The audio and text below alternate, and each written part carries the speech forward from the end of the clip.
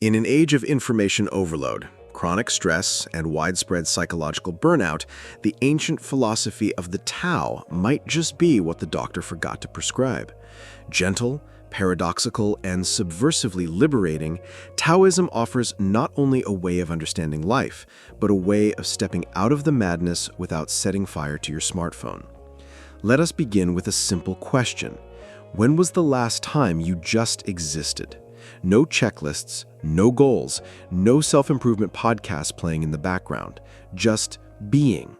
Not producing, not optimizing, not tracking your sleep metrics or comparing your lunch to someone else's curated Instagram salad. We live in an era where the cult of relentless self-optimization has reached almost theological proportions. Every day, we're told to upgrade our morning routines, hack our brains, detox our digital footprints, meditate like monks, eat like cavemen, and journal like troubled poets. It's as if merely existing is no longer enough. We must justify every breath we take with a bullet point. And yet, over 2,500 years ago, a mysterious figure known only as Laozi, dressed in a plain robe and probably sipping tea under a tree somewhere in ancient China, penned some of the most subversive, countercultural wisdom the world has ever seen. The Tao Te Ching, his foundational text, is not a self-help manual. It's a spiritual prank wrapped in poetry, and it's never been more relevant. Take this line. He who rushes ahead does not go far. Neuroscience confirms what Laozi knew intuitively. When we overload the brain with too many priorities, we become paralyzed by our own ambition. Our prefrontal cortex, the executive command center of the brain, literally short circuits. Productivity plummets, stress soars, and we end up doom scrolling until our eyeballs ache. Or this gem. He who knows he has enough is rich. Modern psychology calls this the paradox of choice. After a certain point, more options don't lead to more happiness. They lead to decision fatigue, regret, and a creeping sense of inadequacy. Turns out, fulfillment isn't about getting everything, it's about needing less. So what's the Taoist solution? Radical sufficiency. Or as I like to call it, learning to be chill with intention. A gentle rebellion against the gospel of grind. Harvard Business School recently ran a study comparing high achievers who practiced mindful restraint with those who tried to do everything, everywhere, all at once. The result? Those who learned to say no, who embraced simplicity and focused energy, outperformed their overworked peers in both productivity and happiness. Here's your Taoist challenge. Try a day of non-optimization. No goals, no to-do list, no self-improvement podcasts playing in the background. Just be.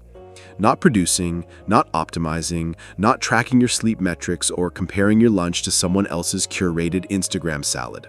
Whatever it is, notice it. That's the Tao in action. Wu Wei, the art of not forcing it. One of Taoism's most famous concepts is Wu Wei, often mistranslated as non-action.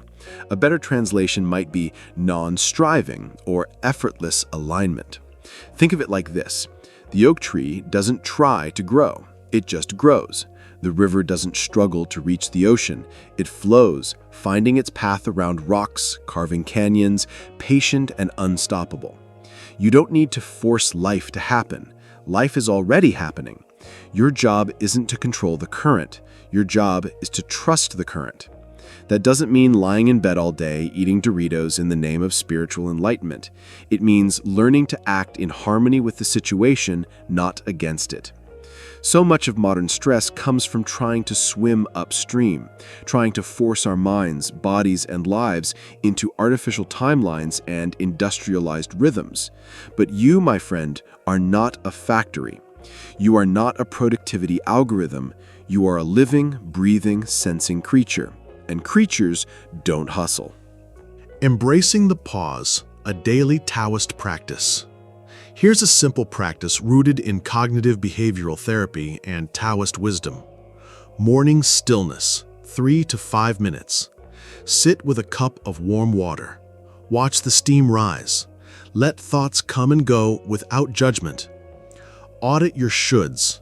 List all your perceived obligations. Sort them into 3 categories: essential, health, rest, family; socially imposed, stuff you do to avoid guilt; self-imposed, ambitions with no real payoff. Practice intentional no.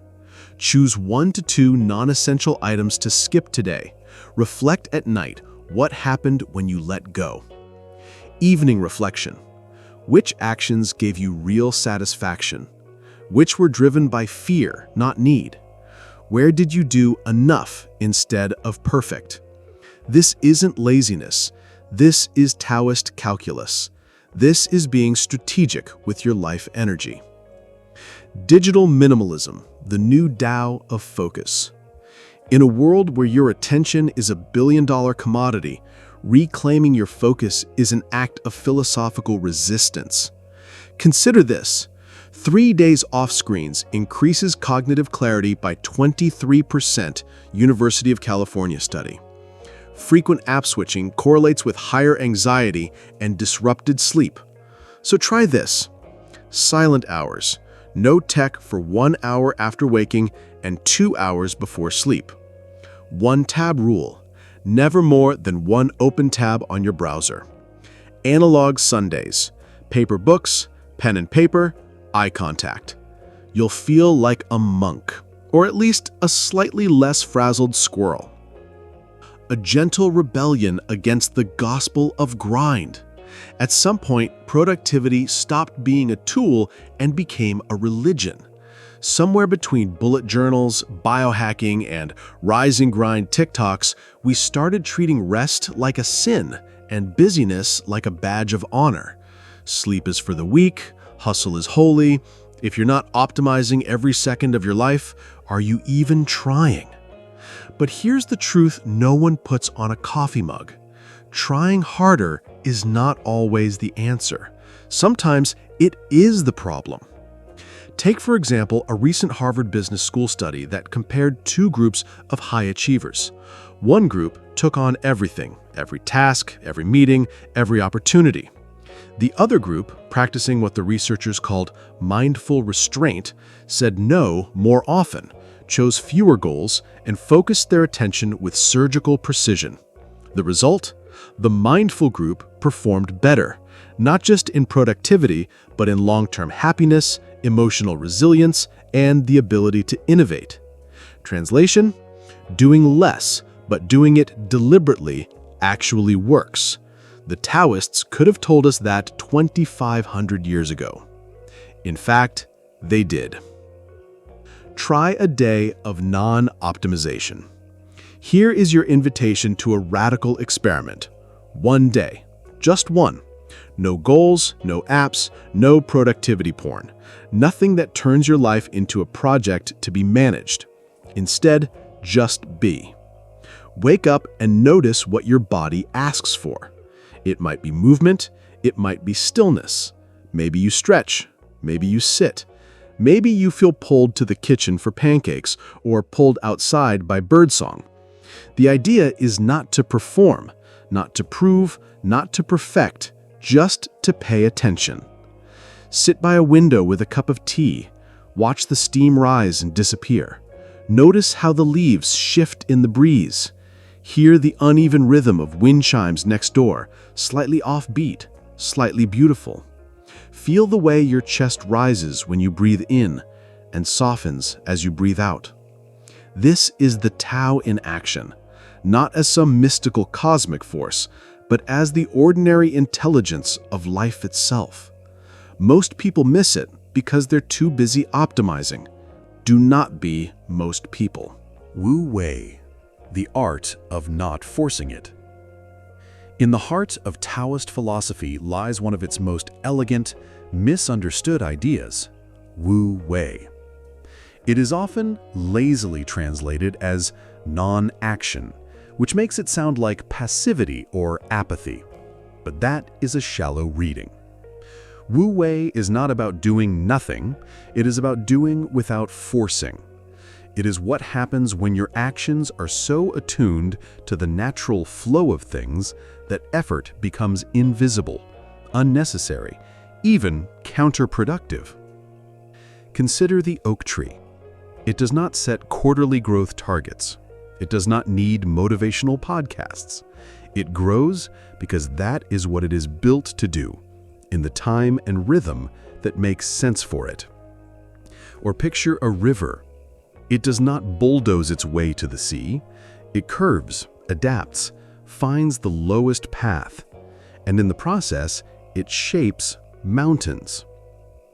Wu Wei invites you to stop thrashing against life and start moving with it, to learn the subtle art of response instead of reaction, to trust that timing is real and that force is rarely the answer. This does not mean passivity. It does not mean spending your life in sweatpants waiting for the universe to manifest your dreams.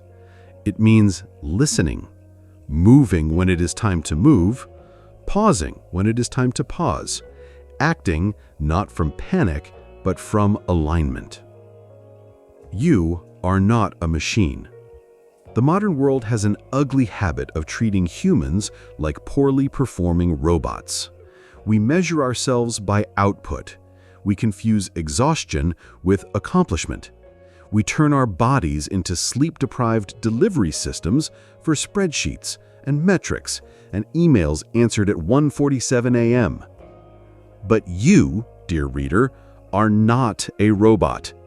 You are not a system to be upgraded, gamified, or hacked.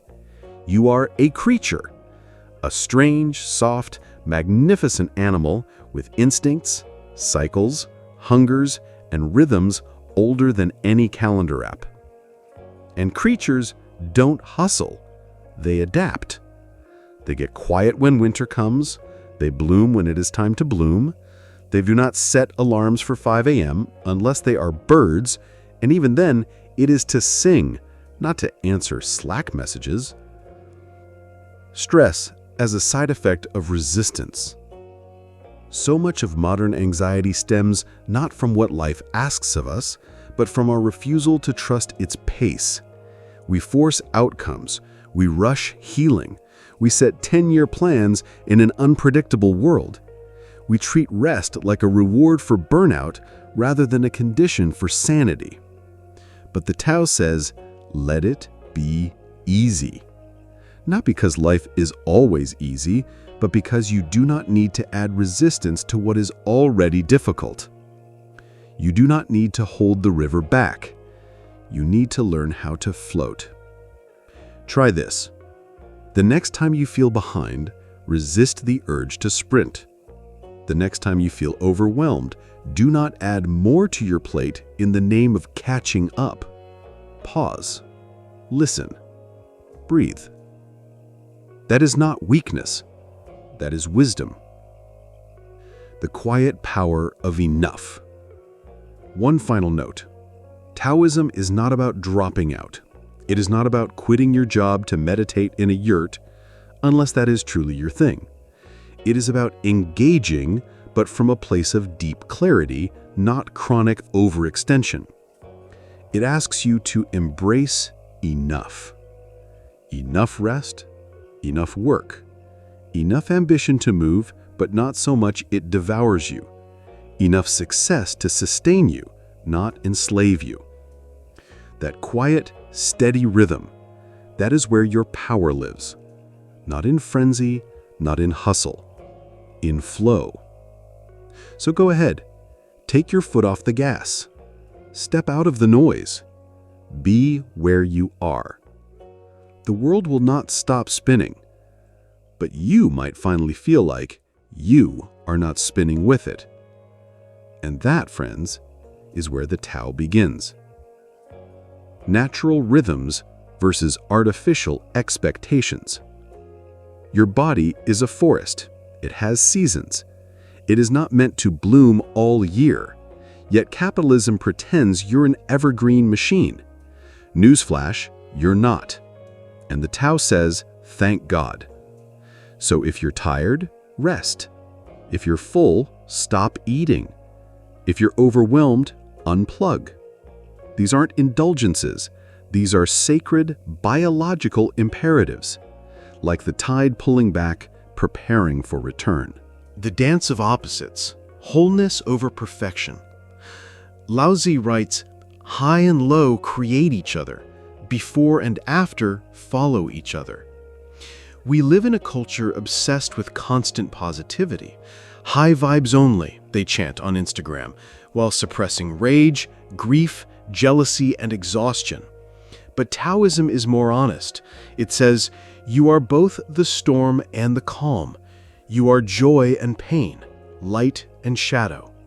So stop amputating parts of yourself to fit an image. All of you belongs. Try this.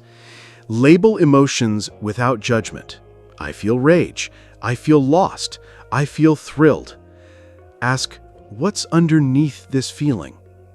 Let the emotion move through you, not rule you. You're not malfunctioning. You're unfolding. Freedom in saying no. The liberation of limits. In a society where busyness is a badge of honor, declining invitations and skipping meetings can feel like blasphemy. But boundaries are sacred. Try soft no's. That's not a fit for me right now. Time manifesto.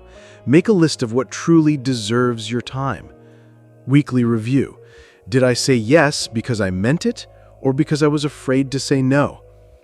Every no is a yes to something more essential. Stillness is not laziness, it's insight. Research from neuroscience reveals in moments of rest, daydreaming, staring at a wall, doodling, the brain consolidates memory, makes connections, and solves complex problems. Stillness isn't empty, it's quietly brilliant. So make space for doing nothing intentionally, looking out the window, drinking tea with both hands. These are not wastes of time. These are sacred acts of being. The path is not forward, it's inward. Let me close with a quiet truth. Taoism is not an escape route to the clouds, nor a quest for sainthood in saffron robes. It is a return, not to some distant mountaintop, but to the unmapped country within your own ribs. The Tao does not demand that you transcend your humanity. It invites you to dwell inside it, fully, as mist dwells in a valley or moonlight rests on still water. You are not a machine to be calibrated, nor a puzzle to be solved. You are a flicker of consciousness in an unfolding sky. You are not here to conquer yourself, but to remember yourself. As Laozi taught, let your heart become like a mirror, clear, receptive, without hunger to possess. Reflect, but do not grasp.